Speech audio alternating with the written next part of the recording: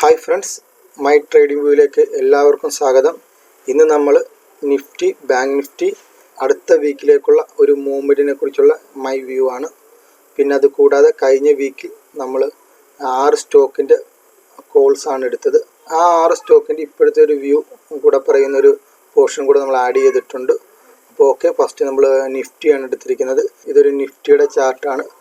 Trend line വരച്ചിട്ടുണ്ട് ഏകദേശം ഒരു. അപ്പോൾ ഇതിനകത്ത് ആദ്യത്തെ ഒരു സപ്പോർട്ട് എന്ന് പറയുന്നത് നമ്മൾ ഏകദേശം ഈ ഒരു റേഞ്ചാണ്, ഈ മാർക്ക് ചെയ്തിരിക്കുന്ന ഈ ഒരു റേഞ്ചാണ് സ്ട്രോങ് ആയിട്ടുള്ള സപ്പോർട്ട്. അതായത് 10,700 10,800 ആ ഒരു റേഞ്ചിലൊരു സപ്പോർട്ടുണ്ട്. പിന്നെ ഈ ഒരു റേഞ്ച്, ഈ ഒരു റെസിസ്റ്റൻസ് ബ്രേക്ക് ചെയ്തിരിക്കുകയാണ് ഇപ്പം ലാസ്റ്റ് വീക്ക്. അപ്പോൾ ഈ ഒരു ക്യാൻഡിലിന് അല്ലെങ്കിൽ ഈ ഒരു റേഞ്ചിന് മേളിൽ ട്രേഡ് നടക്കുവാണെങ്കിൽ മാത്രമേ നമുക്കൊരു കൺഫർമേഷൻ ആയിട്ട് എടുക്കാൻ പറ്റത്തുള്ളൂ. ഈ ഒരു റേഞ്ച് ബ്രേക്ക് ചെയ്ത് കഴിഞ്ഞാൽ അടുത്ത ഒരു സ്ട്രോങ് ആയിട്ടുള്ള സപ്പോർട്ട് എന്ന് പറഞ്ഞാൽ ഈ റേഞ്ചാണ് മാർക്ക് ചെയ്തിരിക്കുന്നത്. ഏകദേശം ഈ ഒരു റേഞ്ചാണ്. അത് 12,400 12,450 ആ ഒരു റേഞ്ചിലൊരു സ്ട്രോങ് ആയിട്ടുള്ള ഒരു റെസിസ്റ്റൻസ് ഉണ്ട്. ഈ ഒരു ക്യാൻഡിലിന് താഴത്താണ് അടുത്ത ദിവസം ട്രേഡ് നടക്കുന്നതെങ്കിൽ ഏറ്റവും അടുത്ത് കാണുന്നൊരു സപ്പോർട്ട് ഈ മാർക്ക് ചെയ്തിരിക്കുന്നതാണ്. ഒരു റെസിസ്റ്റൻസ് എന്ന് പറഞ്ഞാൽ ഇതാണ്, ഈ ഒരു മാർക്ക് ചെയ്തിരിക്കുന്നതാണ് സ്ട്രോങ് ആയിട്ടുള്ള റെസിസ്റ്റൻസ് ആണ്. ഈ ഒരു റെസിസ്റ്റൻസ് ബ്രേക്ക് ചെയ്തിട്ടുണ്ട് ഈ ഒരു ക്യാൻഡിൽ. അപ്പോൾ ഏകദേശം ഈ വരും ദിവസങ്ങളിൽ ഈ ഒരു റേഞ്ച്, ഈ ഒരു ക്യാൻഡിൽ സ്റ്റിക്കിന് മേലാണ് ട്രേഡ് നടക്കുന്നതെങ്കിൽ ഇതൊരു സപ്പോർട്ടായിട്ട് മാറിക്കൊണ്ട് അടുത്തൊരു റെസിസ്റ്റൻസ് ഈ ഒരു റേഞ്ചായി മാറും. മറിച്ച് ഈ ഒരു ക്യാൻഡിൽ സ്റ്റിക്കിന് താഴത്താണ് ട്രേഡ് നടക്കുന്നതെങ്കിൽ നമുക്ക് അടുത്ത് കാണുന്നൊരു സപ്പോർട്ട് എന്ന് പറഞ്ഞാൽ ഈ ഒരു റേഞ്ചാണ്. അപ്പം ഏകദേശം നമുക്ക് നിഫ്റ്റിയിലേക്കുള്ള ഒരു ഐഡിയ കിട്ടിയിട്ടുണ്ട്. അടുത്ത നമുക്ക് ബാങ്ക് നിഫ്റ്റിയിലേക്ക് പോകാം. നമുക്ക് അടുത്തതായിട്ട് ബാങ്ക് നിഫ്റ്റിയുടെ ചാർട്ട് നോക്കാം. ഇത് ബാങ്ക് നിഫ്റ്റിയുടെ ചാർട്ടാണ്. അപ്പോൾ നമുക്ക് ആദ്യം തന്നെ സ്ട്രോങ് ആയിട്ടുള്ളൊരു സപ്പോർട്ട് നോക്കാം. ഇതിനകത്ത് ഏറ്റവും സ്ട്രോങ് ആയിട്ട് കാണുന്നൊരു സപ്പോർട്ട് എന്ന് പറഞ്ഞാൽ ഏകദേശം 20,400 20,450 80 ആ ഒരു റേഞ്ചിലാണ്. ഈ ബാങ്ക് നിഫ്റ്റിയുടെ ഏറ്റവും അടുത്ത് കാണുന്നൊരു റെസിസ്റ്റൻസ് എന്ന് പറയുന്നത് ഇപ്പം കഴിഞ്ഞ വീക്ക് ക്ലോസ് ചെയ്ത ആ ഒരു റേഞ്ചാണ്. 23,700 23,800 ആ ഒരു റേഞ്ചിലുള്ള ഇതാണ് ഒരു റെസിസ്റ്റൻസ്. അത് ഈ ഒരു റെസിസ്റ്റൻസ് ബ്രേക്ക് ചെയ്താൽ നെക്സ്റ്റ് കാണുന്ന ഒരു റെസിസ്റ്റൻസ് എന്ന് പറഞ്ഞാൽ ഏകദേശം 25,000 25,150 ഈ ഒരു റേഞ്ചിലുള്ള റെസിസ്റ്റൻസ് ആണ്.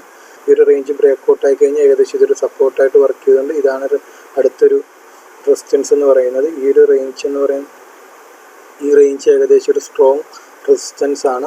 അതേപോലെ തന്നെ ഇതിൻ്റെ ഏറ്റവും സ്ട്രോങ് ആയിട്ടുള്ളൊരു സപ്പോർട്ട് എന്ന് പറഞ്ഞാൽ ഈ റേഞ്ചാണ്. അപ്പോൾ ഏകദേശം ബാങ്ക് നിഫ്റ്റിയിലുമുള്ള ഏകദേശം ഒരു വ്യൂ നമുക്ക് കിട്ടിക്കാണും. നമുക്ക് കഴിഞ്ഞ ആഴ്ച നമ്മൾ 6 സ്റ്റോക്കുകളുടെ വ്യൂ ആണ് പറഞ്ഞത്. ഈ ആഴ്ച നമുക്ക് ആ ഒരു 6 സ്റ്റോക്കുകളുടെ ഇപ്പോഴത്തെ ഒരു വ്യൂ എന്താണെന്ന് നമുക്ക് നോക്കാം. അതുമായിട്ട് നമുക്ക് റിലയൻസ് നോക്കാം. ഏകദേശം റിലയൻസ് കഴിഞ്ഞ വീക്ക് നമ്മൾ ബൈ പോയിന്റ് പറഞ്ഞ ഇതാണ്, ഒരു ആവറേജ് പോയിന്റ് ഇതാണ്. സ്റ്റോപ്പ് ലോസ് കൊടുത്ത ഈ റേഞ്ച് ആയിരുന്നു. ഇപ്പോഴും ഏകദേശം ഒരു ആദ്യത്തെ ബൈ പോയിന്റിൽ തന്നെയാണ് അത് നിൽക്കുന്നത്. നമുക്ക് ആ ഒരു റേഞ്ച് എൻട്രി എടുക്കാവുന്നതാണ്. കഴിഞ്ഞ ആഴ്ച നമ്മൾ പരിചയപ്പെടുത്തിയൊരു സ്റ്റോക്കാണ്. ഏകദേശം ഈ ഒരു റേഞ്ചിലാണ് നമ്മൾ കഴിഞ്ഞ ആഴ്ച എൻട്രി കൊടുത്തിരുന്നത്. ആ ഒരു റേഞ്ചിൽ നിന്ന് ഇതിലൊരു 13-14% മൂവ്മെൻ്റ് ഉണ്ടായിട്ടുണ്ട്. ഇനി പുതിയൊരു റേഞ്ച് ഏകദേശം ഈ ഒരു റേഞ്ചാണ് ഇനി നിലവിലുള്ള ബൈ പോയിന്റ്.